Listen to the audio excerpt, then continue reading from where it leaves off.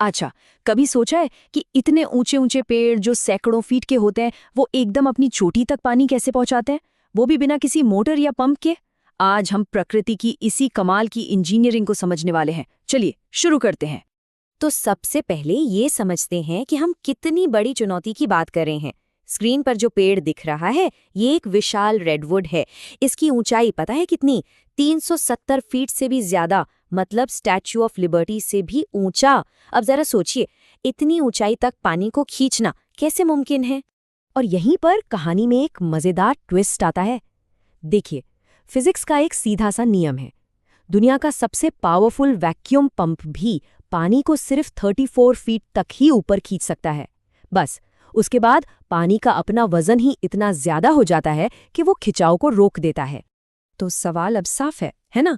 अगर एक machine 34 feet पर जवाब दे देती है, तो एक 370 फीट का पेड़ अपनी सबसे ऊंची पत्ती तक पानी कैसे पहुंचा रहा है?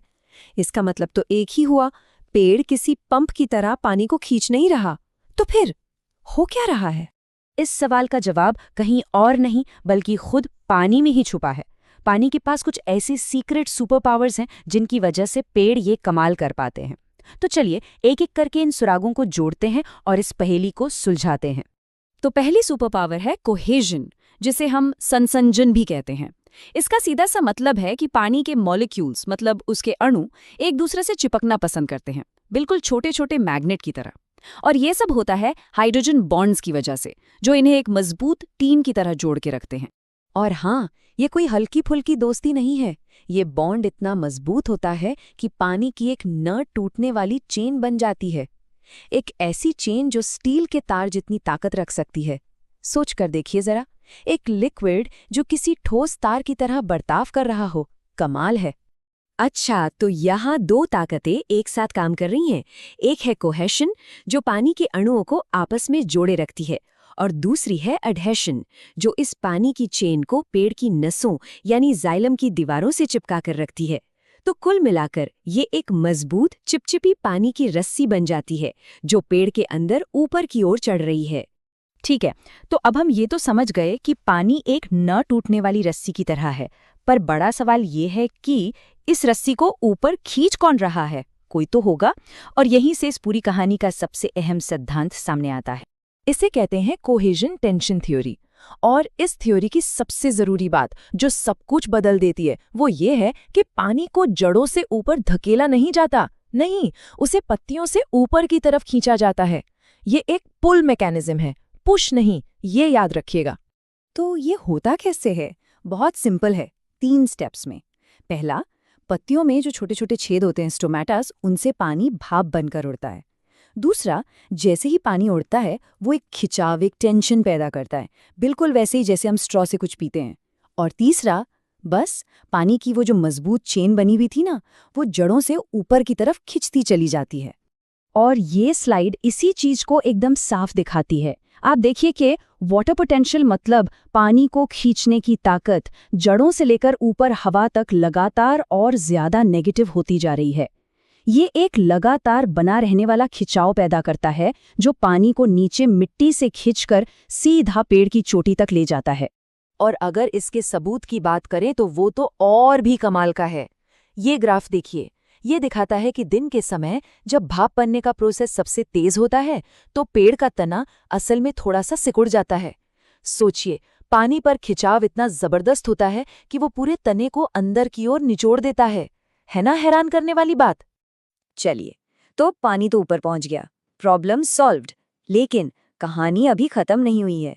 पेड़ को सिर्फ पानी नहीं, खाना भी तो चाहिए। तो अब ये देखते हैं कि खाने का ट्रांसपोर्टेशन कैसे होता है। और यहीं पर हमारे सामने एक और पहेली आ जाती है। अगर पानी नेगेटिव प्रेशर यानी खिंचाव से ऊपर जा रहा है, तो फिर खाना जो पत्तियों में बनता है वो नीचे जड़ों तक कैसे पहुंचता है? जाहिर है यहाँ कोई दूसरा ही सिस्टम काम कर रहा होगा।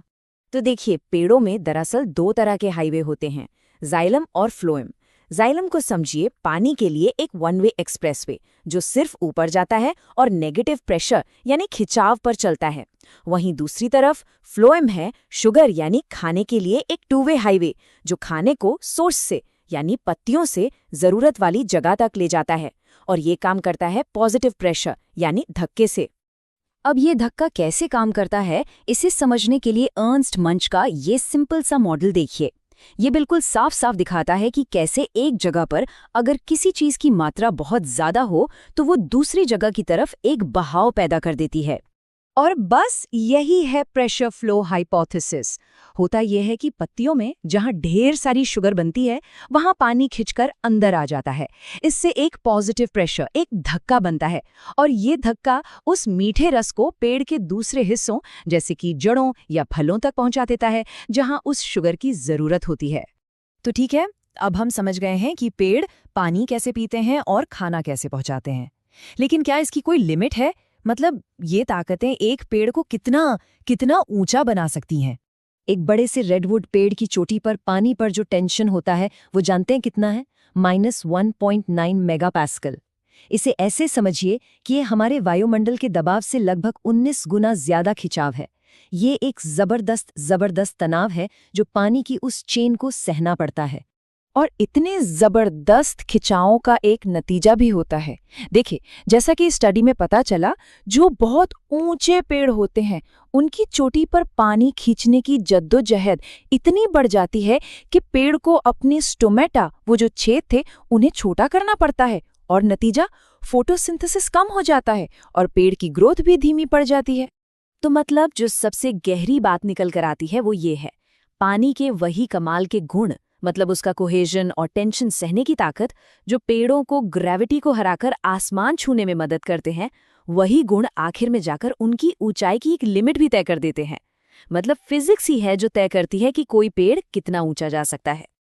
और ये पूरी कहानी हमें एक बहुत ही दिलचस्प सवाल के साथ छोड़ जाती है। अगर भाप बनने का ये खिंचाव इतना पावरफुल है कि मैंग्रोव जैसे पेड़ समुद्र के खारे पानी में से भी मीठा पानी खींच सकते हैं, तो जरा सोचिए फिजिक्स की और कौन-कौन सी ऐसी ही अनदेखी ताकतें हैं जो हर पल हमारे चारों ओर की दुनिया को बना रही हैं, उसे एक शक्ल दे रही हैं। है ना सोचने वाली बात? इस बातचीत में शामिल होने के लिए शुक्रिया।